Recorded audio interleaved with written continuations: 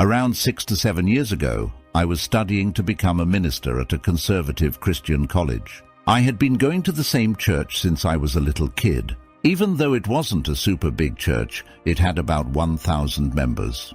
This church was a huge part of my life. I played the piano for the youth choir, gave sermons at the children's church service, and even drove the church bus to pick up kids who didn't go to church. I did all of this for free, without getting paid back for any of my expenses. During my last year in college, a new guy named Mr. Charming became the Minister of Music, Education and Youth at our church. Everyone thought he was great, especially the church leaders. But the thing is, he turned out to be really bossy. In our first youth group meeting with him, he said he was there to fix the youth group. He liked to say things like, "When I say jump, my followers only get to ask how high and how far." The grown-ups liked him, but the young people didn't. Within a few weeks, almost half of the high school and college students, basically, everyone without parents in the church, stopped coming to church because of him. Most youth directors would have gotten in trouble for this, but he boldly announced during the Sunday morning church service that he had fixed all the issues in the youth group. The pastor and the deacons loved him for it. He quickly set his sights on the pastor's job. Pastor T, who was around 60, became the target of rumors about his health and being too liberal for the church. In our denomination, being seen as liberal is a big problem. Even though the accusations against Pastor T didn't make sense, people kept talking about them. I don't know if the pastor found out, or if he did. Maybe he was too scared to do anything. Unlike some denominations where pastors are assigned by a higher authority, in our church, each congregation chooses its minister. This means pastors have to be careful because any small mistake can cost them their job. Sometimes, even doing the right thing can upset a few people, and that's enough to get you kicked out. Pastor T, like many pastors, could lose not just his job but also his home, as the church often owns the pastor's residence. So if you're out, your whole family becomes homeless and poor. Then I became a target, and I still don't know why. A couple of months after I started working for the church, Mr. Charming called me and said I was no longer needed for youth choir, children's church, bus ministry, or anything else. He didn't even want me to go to the Sunday morning worship service. Later, I found out that Mr. Charming's family members got hired by the church and were getting paid well for the things I used to do for free. His wife earned more for playing a beat-up piano at the youth choir rehearsal than the main organist-pianist got for playing for the adult choir. She could barely play the piano and always seemed bitter and angry, sitting there and glaring without saying much. I was really upset, so I went to Pastor T's office and asked him tearfully what I had done wrong. I couldn't get a clear answer. He just said that people are saying things about me, and that if I wanted a good recommendation for our denomination's ministers' school, I should shut up and do what I'm told. I started asking my church friends what people were saying about me. Every single one said, "I didn't want to tell you, and I don't believe it. But here's what I heard." The rumors said I got my girlfriend pregnant and made her have an abortion. I hadn't had a girlfriend since junior high, and that I got arrested for having marijuana, and my dad had to pay a lot of money to keep it quiet. I didn't even know what pot looked like. There were more rumors, but you get the idea. I did what Pastor T told me to do. I never went back to that church, except once, months later, see below. It hurt a lot. I had been part of that church since I was little, but I needed Pastor T's recommendation to go to the minister's school I wanted, and it was too painful to even drive by there.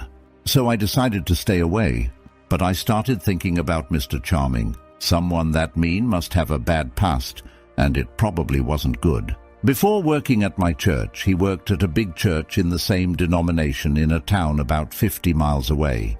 That church was actually twice as big as mine. So, he moved from a big church to the same job at a smaller church. Was it a bad career move? Was he running away from something? There was something fishy, and it seemed like an opportunity for me. Luckily, one of my uncles and his family lived in that small town, although none of my family went to Mr. Charming's old church. So I called one of my cousins, told her my story, and enlisted her as a co-conspirator. I'll call her Anne. The next Sunday morning, Anne and I attended Sunday school and morning worship at Mr. Charming's old church. Although Anne had never been a member of that church, it was a small town where everyone knew everyone, so she knew most of the people there. She started asking about Mr. Charming and got an earful. Every one of her friends said that Mr. Charming was a world-class creep. He would flirt with, and even make suggestive comments to, all of the girls in the youth group, even those in junior high. He was 40+ years old and had a wife and 3 children of his own. And then there was the touching. Never anything obvious or illegal, but he loved to put his hands all over the young ladies whenever their parents weren't around. But just like at my former church, the adults loved him because he kept the youth in line. Our investigation went on for several weeks. I kept a low profile so as not to arouse suspicion. Mostly I just stood around, ate donuts, drank coffee and talked about football. Anne did most of the work because she knew so many people, and it was perfectly natural for her to attend this church in her hometown, even if it was not the church she usually attended. After church was over, we would go to her house, have a delicious Sunday lunch cooked by my aunt, and then write down everything we had learned. By then Anne's whole family were in on my investigation. They were as angry as I was about the way I'd been treated, and our weekly report made interesting lunchtime conversation. In a few weeks I was pretty sure that if I took a few of these young ladies and their parents, who were friends of my aunt and uncle, to my old church and let them share their stories with the parents of some girls in the youth group, Mr. Charming would lose his job. But things kept getting even more interesting, so Anne and I kept investigating. I really wanted to stay under the radar because I didn't want to make Pastor T any angrier than necessary. He knew a lot of people in the denomination and could easily ruin my career before it even began. After about a month, Anne pulled me aside and said, "You have to hear this." She introduced me to a well-dressed big guy, maybe 30-35 years old. Let's call him Fred. We went to a Sunday school room where no one could overhear us. It turned out that Mr. Charming had been having a secret relationship with Fred's wife for several years. When Fred found out, he stayed calm, consulted with a lawyer, and spent months collecting evidence. There were text messages, voicemails, emails, even photos and videos with Fred's wife and Mr. Charming. Apparently, Mr. Charming enjoyed watching videos of himself and Fred's wife and would send them to her. They both engaged in cyber sex through texts. Later, they would meet in person and make more videos. Finally, Fred talked to his wife about everything. She tried to deny it, but the evidence was too clear. Fred decided he wanted a divorce, full custody of the kids, their house, his retirement money, his business, her engagement and wedding rings, everything, even the dog. She hired a lawyer, but in this rural Bible Belt county, the lawyer told her that if the judge saw the videos, she might end up in a homeless shelter with all her stuff in a garbage bag under her bunk. Then Fred turned his attention to Mr. Charming. Fred truly loved his wife and believed that Mr. Charming intentionally ruined their marriage. Going through the court system, suing for loss of consortium, and making Mr. Charming legally miserable would take too long. This is the rural Deep South, where people prefer a more straightforward approach. In these counties, the police and any jury of your peers probably include people who have known you since kindergarten. So, if you have good reasons for your actions and you're not too foolish about it, there are things you can do. Fred set up a meeting with Mr. Charming in his church office. Mr. Charming had no idea because Fred was a deacon and his kids were in the church youth group. Remember I mentioned Fred was big? He was at least 6 feet 6 inches, 300 pounds, and if there was an inch of fat on him, he hid it well. He looked like he could uproot a 100-foot oak tree without breaking a sweat. Fred told me he brought several friends with him and, of course, the videos. One friend blocked the door. Another unplugged the phone. A third one stood behind Mr. Charming and encouraged him to stay seated in his chair. Fred made Mr. Charming watch about 10 minutes of one of the videos. Then he calmly said, "I'm going to stand here and watch you pack up your stuff. After that, you're going to leave this place and never come back to this town again, or we'll be back." Mr. Charming did what he was told. A month later, he got a new job at another church, my old church, and started causing problems for a whole new group of people, including me. Fred didn't know where Mr. Charming had gone. He was led to believe that Mr. Charming had moved to another state. He was surprised, pleased, and angry to find out that this guy was only 50 miles away. This all happened a few months ago. Fred was still deeply in love with his wife. They were getting counseling, and he hoped they could save his marriage. But his hatred for Mr. Charming was still growing. It was like Mount St. Helens right before it exploded. He showed a face of controlled anger and revenge that scared me, even though I wasn't the one he was angry with. The next day, Monday, I drove back there and gave him a copy of my old church's directory. It had home addresses, phone numbers, and email addresses for pretty much every member of the church. I showed him the pages listing all the deacons and other church leaders. I marked some of the church's major financial donors. I told Fred about my situation with Pastor T and asked him not to mention my name. "No problem," he said. The next Sunday, I couldn't resist going to my old church to see what was happening. Mr. Charming wasn't there, and no one explained what had happened to him. One strange thing, though, the pastor looked really scared. His voice, which is usually strong and loud, was shaky throughout the whole sermon. I sneaked in just before the service started and made sure to sit in the front row, center pew. The pastor's face when he saw me was priceless. I didn't know it then, but Fred had been working hard and did a thorough job. The entire church received several anonymous emails with photos and videos of Mr. Charming and Fred's wife in various compromising situations. Deacons and major donors got emails and express mail packages just to make sure. Mr. Charming and Pastor T were left out. They didn't know anything until the phone calls started coming in. After the service, my church friends quickly figured out why I was there. It felt really good. I became a bit of a hero, even though I kept saying I had no idea what they were talking about. Things kept getting messy at my old church for months. Both Pastor T and the pastor of Mr. Charming's old church almost lost their jobs because they lied to the committee of deacons at my old church. This committee recommended hiring Mr. Charming, but were misled about why he left his previous job. Somehow, both pastors managed to stay in their roles, but a lot of people left my old church, causing financial problems. There was talk about taking legal action for sending unwanted explicit content to older ladies and others in the church. But they couldn't prove that Fred did it. I don't think they tried very hard because his wife was in the videos and photos.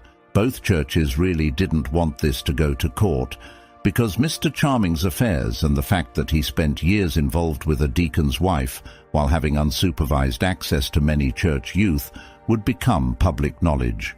So they kept it quiet. I never saw Pastor T again. I had lost all trust and respect for him, and I was sure he figured out my connection to the whole mess. So my chances of having a preaching career in my denomination were pretty much zero.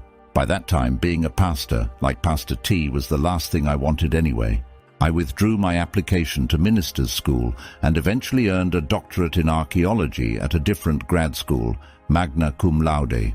I've been teaching at a large public university in the Midwest of the USA, with summer jobs on archaeological digs in Europe, and I am very happy. One last, very satisfying event. The reason for this post. All of that happened 6 to 7 years ago. Fast forward to last March.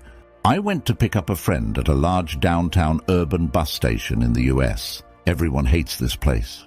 Not only is it crowded, but it is poorly maintained and dirty. It smells like spoiled garbage mixed with diesel exhaust and seldom cleaned public restrooms. My friend's bus was running late, so I went to the newsstand to get a soda and candy bar. Guess who was restocking the shelves? Mr. Charming. I just sat across from the newsstand and enjoyed my drink and snack. He saw me, then turned away. I just sat and watched him, restocking shelves full of adult magazines and junk food. Revenge is a feast that is best enjoyed cold. Reader comment. This resonates with me because my parents' Southern Baptist church almost hired a guy to be their new senior pastor, Their local newspaper found out he left his previous job at a bigger church after getting caught having inappropriate relationships with former members of his youth group while he was married. Even in medium-sized towns, newspaper exposés get attention. Original poster. I had decided never to go back to that church, except for that one Sunday described in my post. But, through friends who were still members of the church, I kept up with all the chaos, hypocrisy and damage control spin that happened because of me and Fred. There's a lot more, but it would make the post too long. It was delightful to watch, though. Reader comment: I wouldn't mind seeing a part 2. Original poster. Thanks. It took me a few months to gather enough emotional strength to write this much. Note that I last saw Mr. Charming in March, 4 months ago. This whole situation, being kicked out of the church I devoted my life to, Pastor T's rejection for no apparent reason, etc., are the most painful experiences of my life. It wasn't Mr. Charming. I knew he was a sociopath the moment I first saw him. But the hurtful rejection by people I loved and thought loved me goes very deep. Reader comment: I don't hold it against anyone for having faith, and I completely understand the pain of being mistreated by your faith community. I'm still curious, what effect has this experience, time, and a career in archaeology had on your beliefs, if any? Original poster. My PhD in archaeology didn't touch on religion or the Bible. I earned it at a state university in the USA. But I used those skills to examine the archaeological evidence for the Bible, and it marked the end of my belief in the Bible as literal truth. There simply isn't any evidence supporting what you find in the Pentateuch, Joshua, or Judges. How did millions of Israelites live for 38 years in Kadesh Barnea and leave no archaeological evidence? A detailed discussion of this goes beyond the possibilities of this post. But if you're curious, it's worth looking into further. Reader comment: You're not alone in that. Many LDS elders have spent their lives searching for archaeological proof of the stories in the Book of Mormon, only to find none and lose their faith. Original poster. I didn't lose my faith.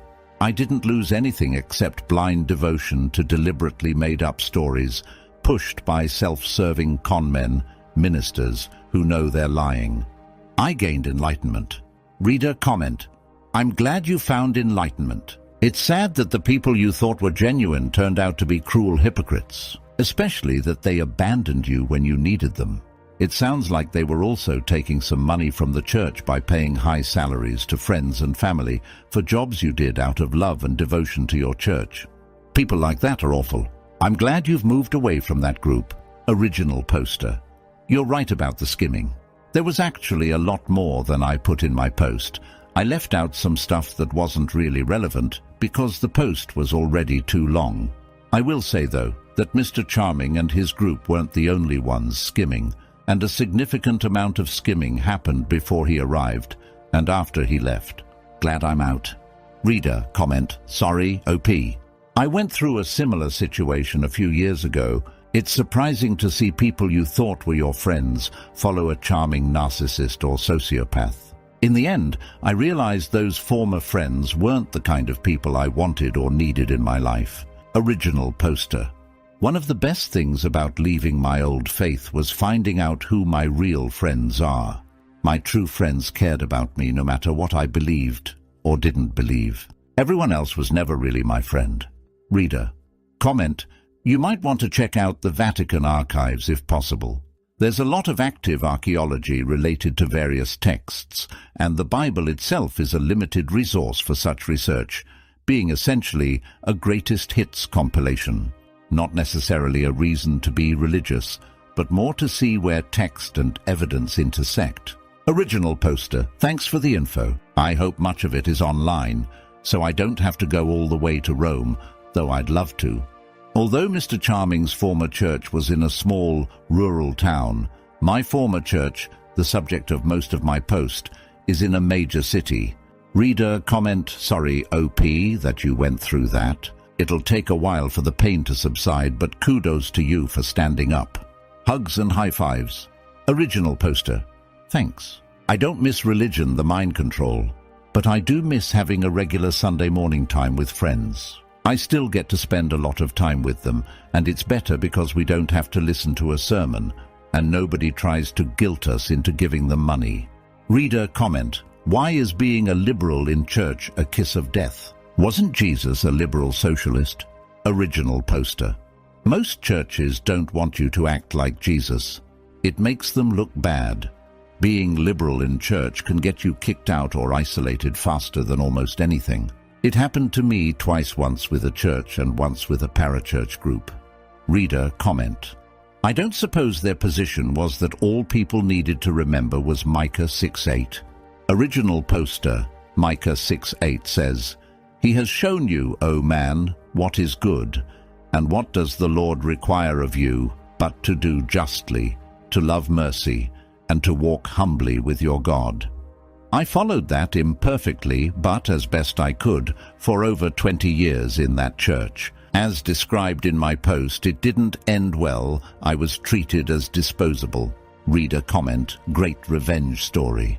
Did you ever get back in touch with Fred? In a way, Fred got his final revenge on Mr. Charming. Original poster. Fred and I do communicate, usually via email, a few times a year. We're friends, although not very close due to the geographical distance. I am in the Midwest, and he is in the Deep South. I showed my original Reddit post to Fred before posting it to make sure I remembered everything correctly, and that he was okay with me sharing it. When I mentioned seeing Mr. Charming in the bus station to Fred, he was glad that Mr. Charming was no longer in religious work. Fred doesn't claim credit for ruining Mr. Charming's life. He believes, and I agree, that Mr. Charming destroyed his own life. Fred simply told people the truth about what Mr. Charming was doing. Fred and his wife are still married, and as per him, she has been faithful since Mr. Charming left their lives. While he holds Mr. Charming more responsible than his wife for her adulterous relationship, it took years of marriage counseling to rebuild trust. Fred is one of the most loving and forgiving people I've ever met. Personally, I might have chosen to divorce her. Fred and I exchange texts or emails a few times a year, and occasionally have a phone call. He called to congratulate me when I earned my doctorate. Fred has a high school education, maybe some junior college, and not a trace of jealousy in his character. He's a really nice guy. However, managing his family responsibilities and his small business, where he's known for being conscientious and honest, along with my commitments to grad school and teaching and occasional travel, make it challenging for us to have a close relationship. Maybe in the future, when our lives are less busy, we can find time for a deeper friendship. I think it would be a good one. You're right about Fred, not his real name. He's a loyal friend and one of the most genuine people you'll ever meet. By the way, he chose to forgive his wife and stay married. They've gone through a lot of counseling to rebuild trust, and Mr. Charming is avoiding Ms. Fred out of fear. They're working hard to make their marriage work. Reader comment: I have a feeling you were at the downtown Birmingham Greyhound station. Original poster: sorry, I can't provide specific geographic information. Over the past few years, I've shared my experience with many friends from all over the USA. My situation being expelled from a religious group for no apparent reason, just so an unpleasant Christian leader can instill fear in the rest of his disciples, is not uncommon. So really, it could have happened anywhere and has. Reader comment: honestly, I thought it was the same Greyhound station. It's really tough not to picture that place when someone describes it that way. I've only been there once, and I hope I never have to go there again. But I'm not far from Birmingham, and I'm really curious about which church this might have been. Original poster. That's the intriguing part of my post. It could have been any one of many churches, right? Let's just say this church is still thriving and making a lot of money. Reader comment: this easily could have been my old church. My family was pushed out of a church, and to the best of my knowledge, it was all because I was a quirky kid who got bullied. My parents sent me to another church's VBS because I had cousins there. People can be terrible. People in Baptist churches can be really terrible. I've known some good Baptist individuals, but I've never seen a good Baptist church. Original poster: I agree. I've known several people in my denomination who were good individuals, but the denomination itself seems to bring out the worst in people, and the problem worsens as you go up the hierarchy. People in the pews are, generally, better than the deacons. Deacons are better than ministers in small churches. Ministers in small churches are better than ministers in large churches, and so on. I vividly remember when I realized this. It was a few months after I left the church in my post, and I was in the process of leaving Christianity altogether. It struck me like a bucket of ice water. The more a person dedicated their life to Jesus as a minister, etc., the worse person they became.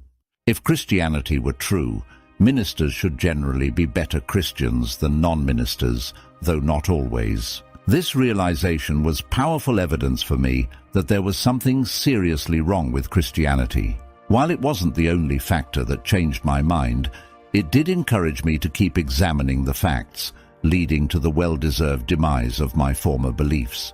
Reader comment: I felt sorry for Pastor T until the "shut up and do what you're told" nonsense. Original poster: I still don't understand that part. What did he gain by throwing me under the bus? I cared for him as much as my own parents. He was the reason I believed I was called to the ministry. Mr. Charming, despite all the hurtful things he did, didn't really harm me. I knew he was a sociopath the first time I saw him.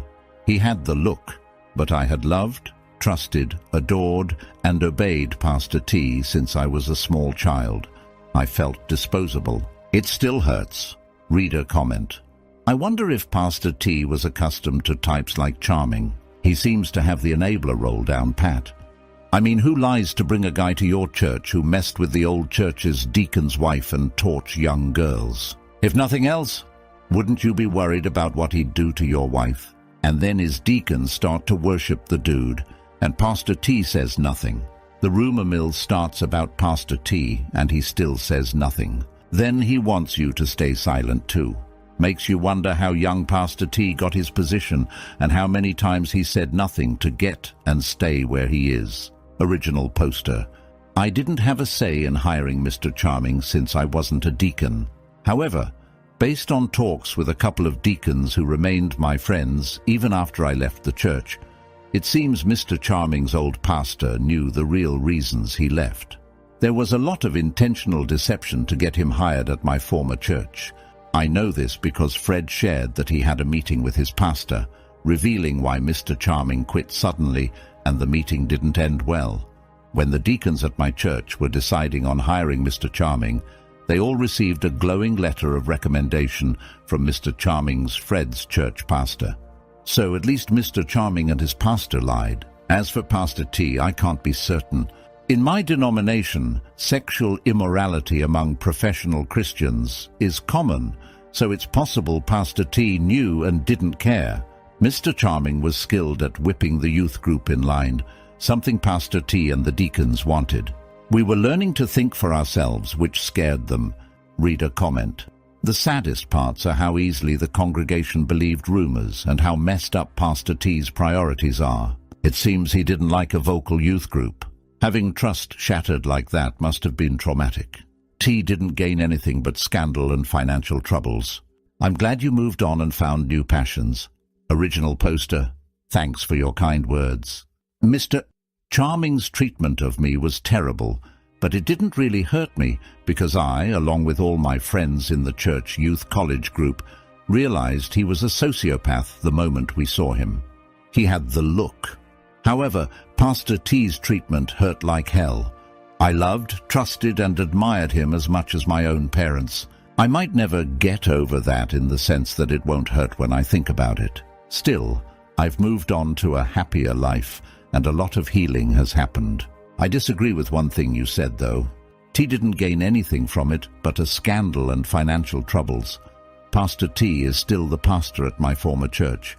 When Fred exposed everything, Pastor T had to do significant damage control to keep his job.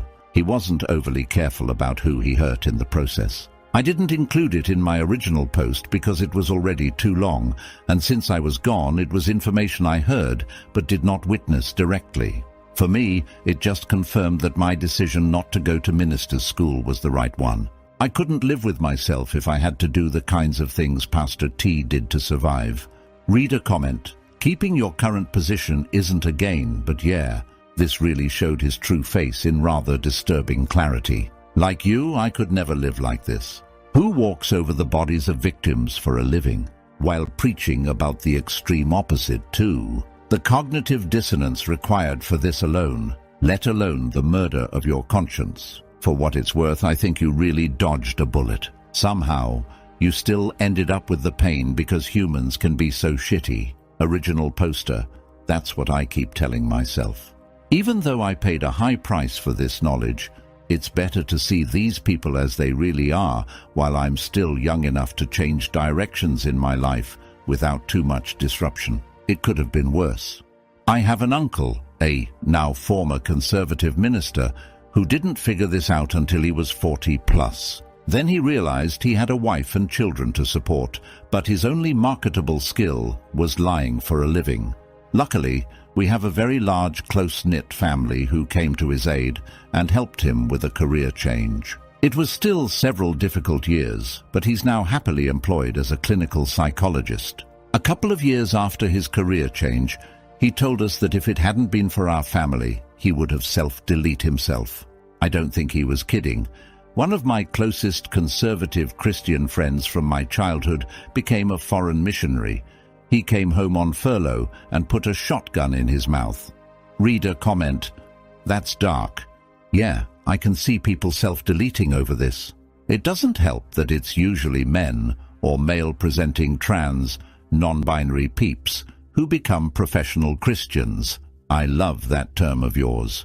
Christianity has this toxic idea of men being the sole provider, the only financial earner, and having to be perfect and in charge all the time. Doesn't leave much room for error. Original poster. Liberal Christian churches understand that ministers may want to change careers, whether their beliefs change or not. Many of them actively support them in this process. The Episcopal Church in the USA even has a whole department dedicated to handling such transitions.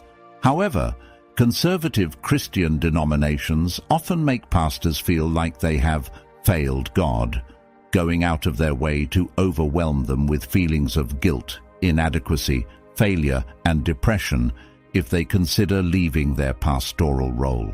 The more I reflect on Bible-believing Christianity, the more it seems anti-human to me. I'm so glad I'm out. Reader comment: wow. And the nerve of your pastor and fellow church members, who had probably known you your whole life, to believe the word of a guy they had known for a whole 5 minutes. Original poster. Mr. Charming was very sophisticated in spreading these rumors. They never directly traced back to him, but rather to his children, his wife, a few people from his former church, and even Pastor T's wife, who was self-righteous.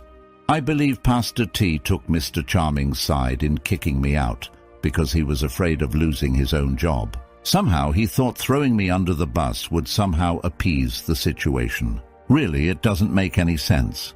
Reader comment: well, he hit all the right notes to get someone kicked out of a conservative church.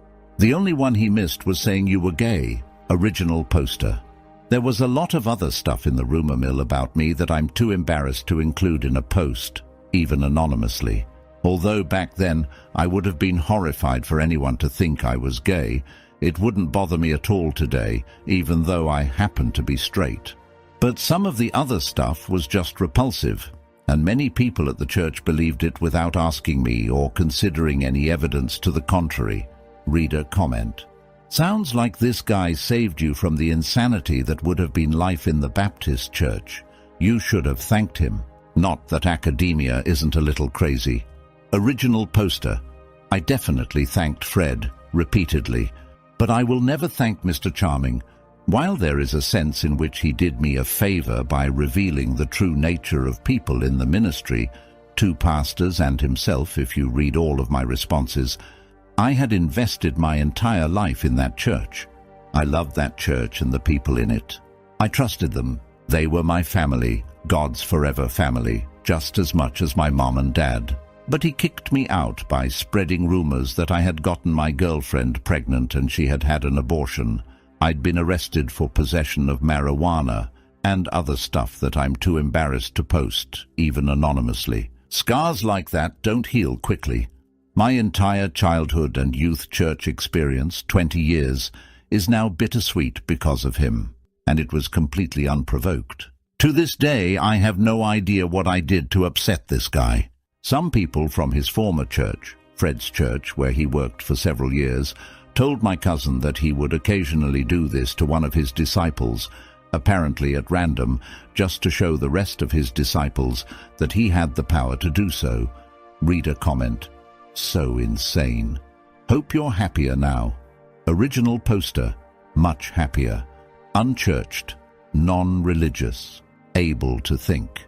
I'd rather have questions that cannot be answered than answers that cannot be questioned. Richard Feynman, reader. Comment: you didn't do anything. He simply needed reasons to justify removing you from the things you did for free, so he could hire his people at pay. Just firing you and hiring them would have looked sketchy, but if you were a bad person, then obviously you would have to go. That's all. Original poster. I've put Mr. Charming's evil behind me. But Pastor T's rejection and mistreatment of me still hurts like hell, though. I loved, trusted, and respected Pastor T as much as my own father, maybe more. But to him, I was disposable. When it was in his self-perceived interest to throw me under the bus, he did not hesitate to do so. I seriously hope I never see him again. I'm not sure what I would do if I did. Reader comment: you sensed a sociopath. He sensed you'd seen through him. Original poster. Probably so. I was really trying to hide it. But maybe I wasn't as good an actor as I thought I was.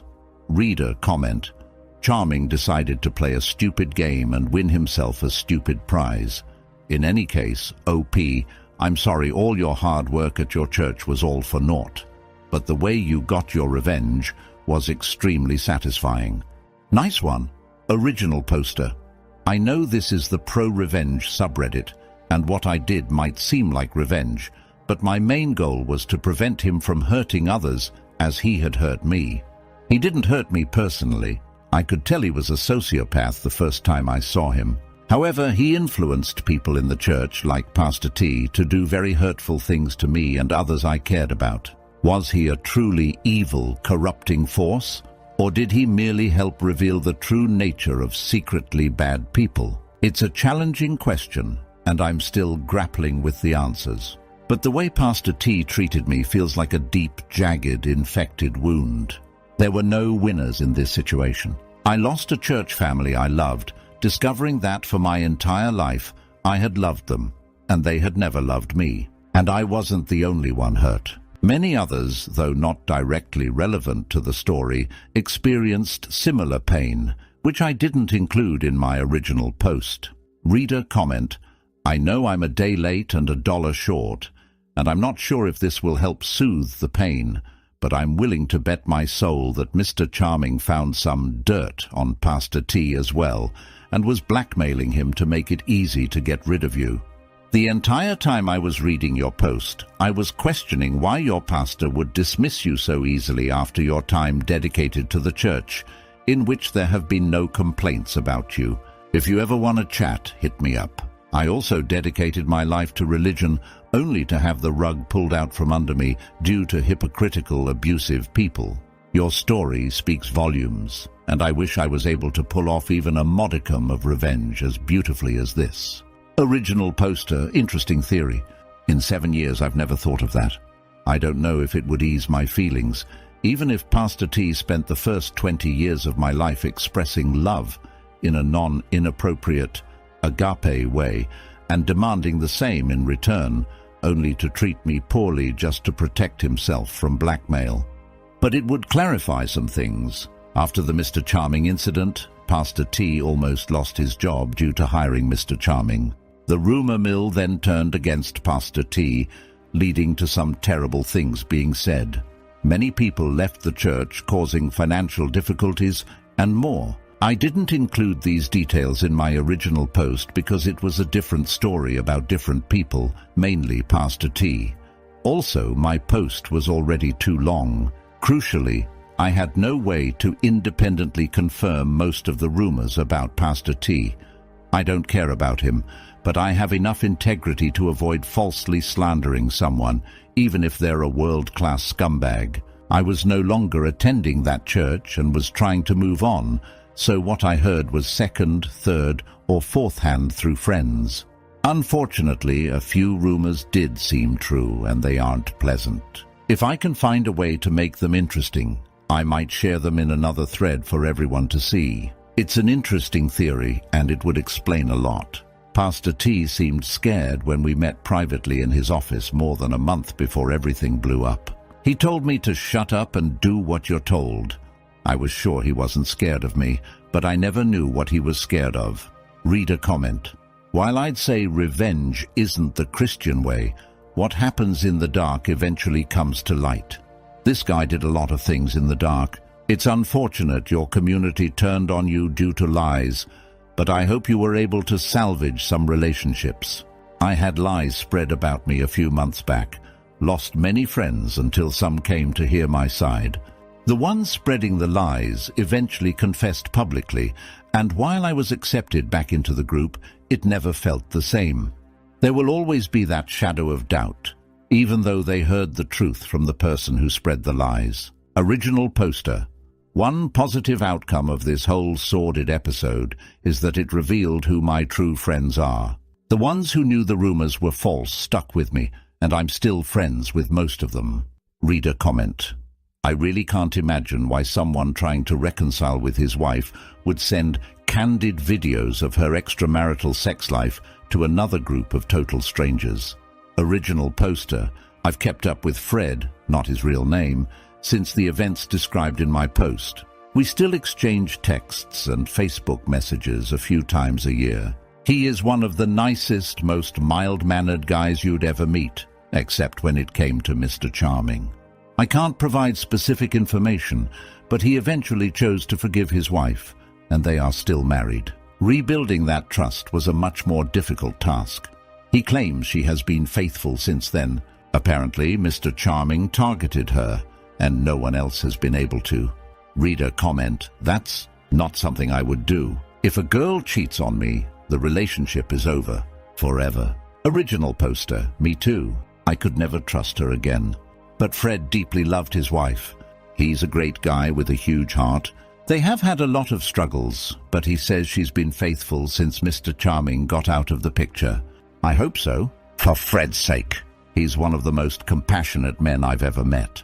Like a grizzly bear with a heart the size of a whale. Reader comment. This is beautiful.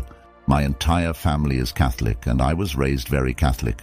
My husband was raised very Southern Baptist. Granddaddy is a preacher. The only people I know more hypocritical than Catholics are Southern Baptists. Original poster, yes. At least Catholics will say hello when they see each other in the liquor store. Reader comment. As someone involved in ministry, I apologize for how poorly you were treated in a place where that sort of behavior should be unacceptable. I hope you can find a better church that actually practices what it preaches. Original poster, nah.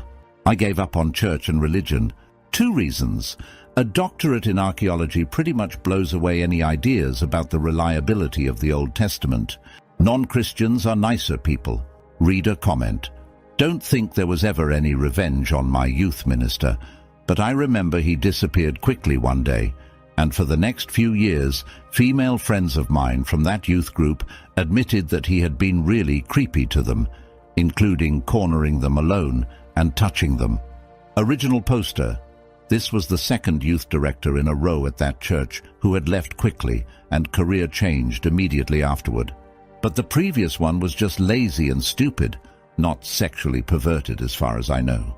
I remember having a serious discussion with him about whether human blood was red or blue. He pointed to the veins in his arm and said, "Look, it's blue. It just turns red when you expose it to air." There are 2 kinds of stupid.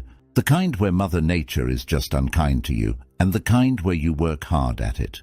He had the second kind. It was the only thing he was good at. Reader comment. Yeah, looking back, I don't know why I looked up to these people. I actually went into ministry for 15 years before getting fed up with the hypocrisy and left the church altogether. Original poster. So you were a minister for 15 years, then left? What are you doing now? Reader comment. I was a worship leader. Transitioned that into a secular band that was relatively successful before the pandemic. Now I'm collecting unemployment and waiting until 2021 to get back on the road. It's tough right now, not gonna lie. But I'm way happier than I was in church. Original poster. I wish you every success. Sounds like you have had a difficult path, but you're handling everything with wisdom and strength. Reader comment.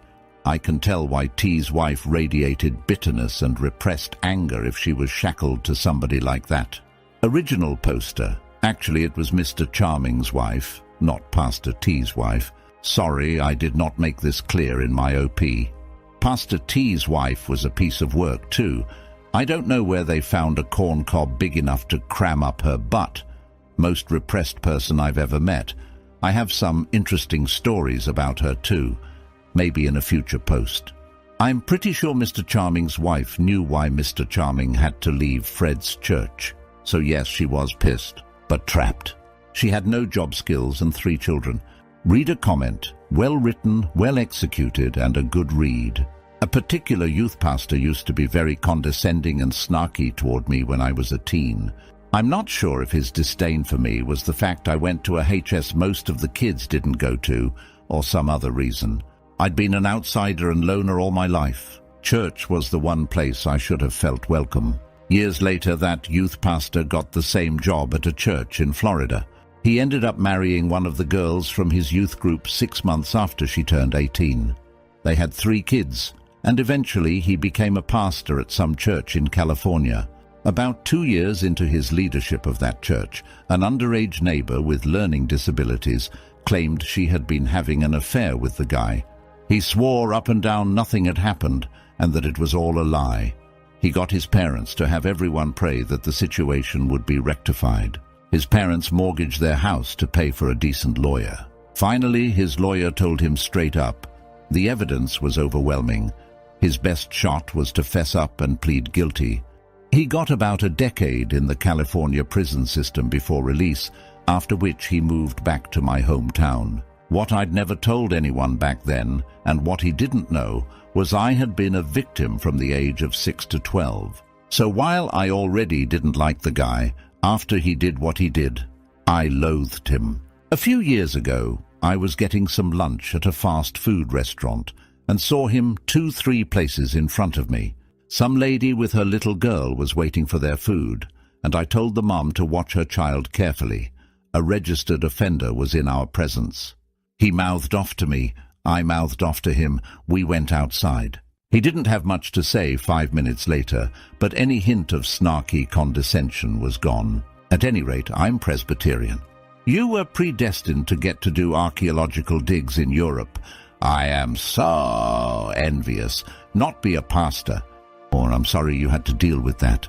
But you have learned that believers following the man and not the maker is a recipe for disaster. Glad he got his comeuppance. God bless. Original poster. I'm so sorry that you had this terrible experience. I don't know what to say except that I'm glad that you had the chance and the courage to confront this creep. I hope it helped. Reader comment. It's all good, I assure you. I am saddened you were forced to leave your home church due to that pastor. My mom was on a pulpit committee to find a new pastor many years ago. There was turmoil and a falling out, so my mom stopped going there. She went to a different church the rest of her life, and I often went with her. But I have never felt like that was my church. You understand, I'm sure. We all need to get right with the Almighty, especially with whatever happens in November looming. I need to look for a church for me and get back to living my beliefs. Your story encouraged me to do that. So I thank you. Original poster. Actually, I did keep my conservative Christian beliefs for a while after leaving the church. But a few semesters into grad school, studying archaeology, I started applying my grad school skills to the whole question of the reliability of the Bible, and my beliefs took a decidedly more agnostic turn. I still like some of the things that the Bible says that Jesus said, like, love your neighbor, unless he is Mexican or black and living the Bible Belt. But archaeologically, you just can't believe in a literal Bible. Just too many problems. Maybe you'd be happier if you took a deep look into the scientific, logical, and archaeological basis for your beliefs. It helped me escape from a lot of mistaken assumptions. Reader comment. Well, in all honesty, I still have my beliefs. I've just applied science, which I also believe in the equation, like the billions of years that it took to create the universe versus 6 days. The Bible doesn't say days for whom. There is some verse in the Bible that says a day to God is like 1,000 human years. That's an analogy, of course. But I don't think early man could have conceived of billions of years. When Cain was kicked out of the garden and was worried others would kill him, when there were supposedly 3 people on Earth, I think those people were the Neanderthals and other not fully human species. I could give other examples, but that isn't important. You're at peace believing what you do, as am I. Your post inspired, even if it was in a way you didn't intend, and it caused me to sin via jealousy. I love Europe, having been a few times to many countries. Actually getting to assist on a dig there would be so cool. I love history. If you ever need free labor to take the heaps of sifted dirt away, let me know. I'd be proud just to be a member of any team like that. Reader comment. Now that most of the pertinent comments about your post have been made, I just wanted to ask, what country, i.e., have you done archaeological work in, and what regions in those countries? Sorry, you telling me that has had me curious for days. Original poster. I really can't get too specific because it's a small world, and I really don't want everyone to figure out who I am. I teach adjunct and postdoc non-tenure track. Ain't much, but times are hard, at a state university in a pretty conservative area, and any discussion of religion, except blind faith is good, subjects me to risks that I don't want to hassle with. But, in the USA, most of my work has been in Eastern Virginia, 18th and early 19th century. For the past few summers, except this one damn virus, I've been able to go to England and work on some pre-Roman Celtic stuff. If you go to ebay.com and search on England ancient Celtic coin, without quotes, you will find stuff similar to what we found. Not actually what I dug up, similar to. Any ancient Roman or Celtic stuff from an archaeological site has this huge approval process that you have to go through to determine whether a museum wants it, or they can let you have it if ever. Takes years. Reader comment. Very nice. I'm in the southeastern US myself, so I'm familiar with the coastal Commonwealth area. Majorly impressed with the England work too. I think I need some advice in an attempt to ease my conscience, and I thought you might be able to help. When I was a child, I was in a choir that toured all over the world and sang at the White House, among other places. When I was 12, I went to Greece for about 6 weeks. We visited less touristy places and had access to areas that regular tourists rarely see. While touring the site of Delphi, I noticed something sticking out from under a rock. I moved the rock and found what I thought was an odd-looking rock, so I put it in my pocket. Adults were searched when we left, but kids weren't. Long story short, when I washed the rock off, I realized it's a piece of pottery with little bits of paint remaining. What would you recommend as the best way for me to return it? I doubt it's of major historical importance, but I shouldn't have taken it. Yet I wouldn't want some person at the Athens post office to lose it either. I want to make sure it gets back home. Original poster. It's very admirable that you want to return this pottery. But you're right. It's almost certainly not archaeologically significant, and it wouldn't have been even if an expert had excavated and catalogued it. I know I keep referring to eBay, but go there and search for ancient Greek pottery without quotes. You can buy stuff like you described for just a few dollars. Heck, you can buy an entire bowl in beautiful condition for a few hundred. I have a big curio cabinet at my mum's house, since I relocate so much, full of exquisite fossils, ancient Roman glass, Egyptian faience, etc., that I've bought on eBay. Really, that stuff is all over Eurasia, and if you sink a shovel into any random place between Ireland and Japan, you have a significant chance of finding something. We don't understand that here in the US because artifacts are much less common here, but people have been living in Eurasia and throwing stuff away for 100,000 years. So my advice is to keep it and not feel guilty. There's a special significance to archaeological discoveries that you dig up yourself, which goes far beyond their cash value. It is an emotional treasure that cannot be described by any price. It has a unique value to you. If you still feel guilty, look up similar items for sale online, on eBay and other places. Find several examples of ancient pottery shards like yours. They don't have to be the same style, just similar in size and glazing.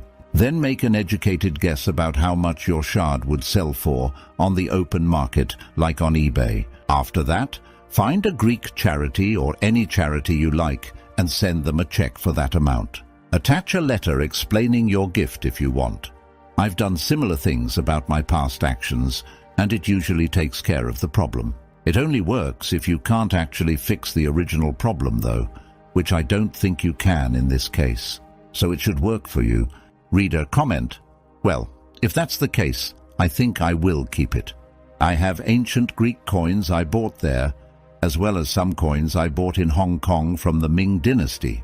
You are correct. I have a site that sells antiquities bookmarked on my laptop, so I know what you say is true. I just remember the Greeks complaining about much of the Parthenon frieze being at the Louvre in Paris. They're antiquities in another country. Yet I did the same thing. Thanks for the response. Peace. Original poster. I don't really think you did the same thing. First of all, you were a child, not a professional thief, also known as a dealer in antiquities of unknown provenance. Second, and most importantly, the Parthenon frieze is of enormous, unique archaeological, historical, and artistic importance. Your shard has sentimental value to you, but not much to anyone else. You can't buy the Parthenon frieze on eBay, but you can buy shards. By the way, if you're ever in Nashville, Tennessee, there's a full-size, completely detailed replica of the Parthenon in Centennial Park, just north of Vanderbilt University. It's one of the most interesting things to see in Nashville, in my opinion, if you're into that kind of thing. Also, it has some of the best country music you'll hear anywhere if you're a fan, as I am. Reader comment. That encounter at the end was the cherry on the top. Original poster, yep, golden, platinum. I had lost all contact with him, and the rumor was that he had left the state and moved to the West Coast. I had tried Googling him without success. The look on his face told it all. He was as broken a man as I'd ever seen. I'd have felt sorry for him, except for all of the pain that he had deliberately caused to so many good people I knew. I was really tempted to choke him right then and there in front of all those witnesses, but I decided that that would be too good for him. Let him live and suffer the consequences of his actions for the rest of his life. Plus, face it, 20 years to life was a bit of a deterrent, unless I could come up with a jury-pleasing, he needed killing argument, which sometimes actually works in the Deep South. Reader comment. Thank you for an amazing story. I keep on wondering what drives evil people like Mr. Charming. Original poster. I don't understand either. Someone with his kind of talent and charm could easily be hugely successful as a minister or any of dozens of other careers. Some people just get gratification from betraying and hurting others. It makes them feel superior. Reader comment. Any chance you spent your youth in a fundamentalist Christian school? Original poster, yes. I didn't have any close non-Christian friends until I got to grad school, which was at a major state university not in the Deep South. So I was really surprised that non-religious people were nice folks, moral, kind, honest, hardworking, etc. It's because all of my Christian leaders had told me that anyone who wasn't a conservative Christian had horns and a tail. Reader comment. Sounds like IFB associated with BJU. I know that scene. Original poster. Most conservative Christians I know hate Bob Jones University. I admit that my circle of friends is limited, mostly to just one of many denominations. They think that Bob Jones U is bigoted and backward. Imagine that. Reader comment, I hope you kept in touch with Fred. He sounds like a nice guy to keep on your side, you know, for reasons. Original poster, Fred and I swap texts or Facebook messages a few times a year.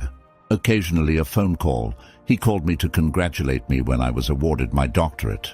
This is a guy with a high school education, maybe some junior college, not a jealous molecule in his body. He is really a wonderful guy.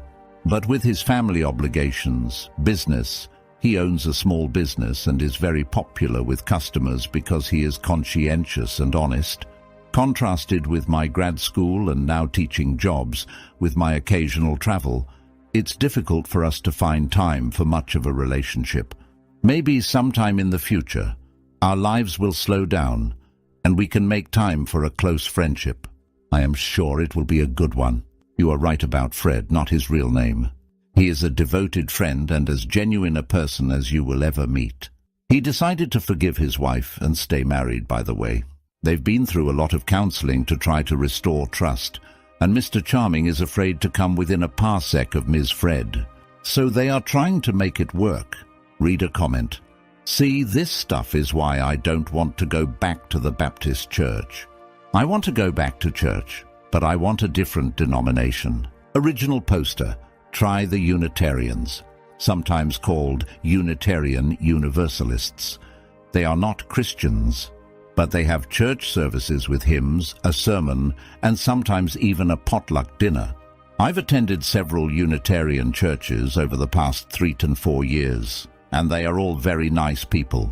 Reader comment, my parents tried a Unitarian group when I was a child, but they as a group do not believe anything, and are thus not a refuge for those seeking higher truth. You can't fill a spiritual vacuum with nothing. Original poster. That was my experience with the UUs. Most UU churches are very good for fellowship because they are very warm, accepting, kind people. But if you are looking for spiritual or philosophical guidance, you're going to be disappointed.